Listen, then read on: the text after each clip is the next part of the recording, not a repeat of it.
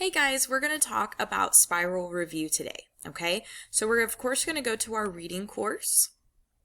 Okay, we're going to scroll down to this black folder that says spiral review, okay? And you're going to click on it and you'll see that I have it sorted by week, okay? So what you're going to do every Monday, Wednesday, and Friday on your Pride Time slide, it says that you need to do for reading your spiral review. And it tells you how to get there, of course, and then it tells you what story you need to read. So for example, on Monday, it says that you need to read Family Picnic. So you're going to go and you're going to click on Family Picnic. You're going to read the story and you're going to answer the questions. Now on Wednesday, it says Shopping and Soil. And so we're going to click on this one. Then on Friday, it says Family Picnic and Shopping and Soil. So you need to click on this one and complete that one on Friday.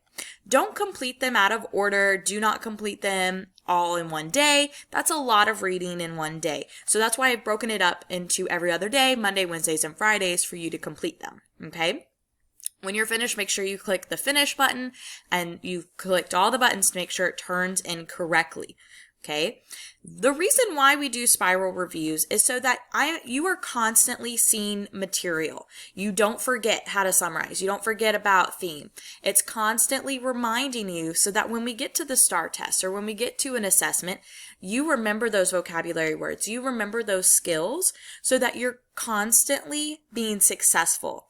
I don't want you to learn something one week and then take a test the next week and you've totally forgotten that word. That would be against the point that we're trying to get. So these spiral reviews are going to help you become a better reader, better comprehension, better with your vocab. Okay, so these are to help you in your learning abilities. Okay, so that is why we are doing this. So make sure you're taking them seriously. Also, another great thing is I'm going to collect the data from these and you can go to your mastery over here and you can see what you're being successful on and what you're not being successful on. So this is really going to help us when we start doing fiction choice boards and nonfiction choice boards so that you can see exactly what you need to work on. All right. Thanks, guys.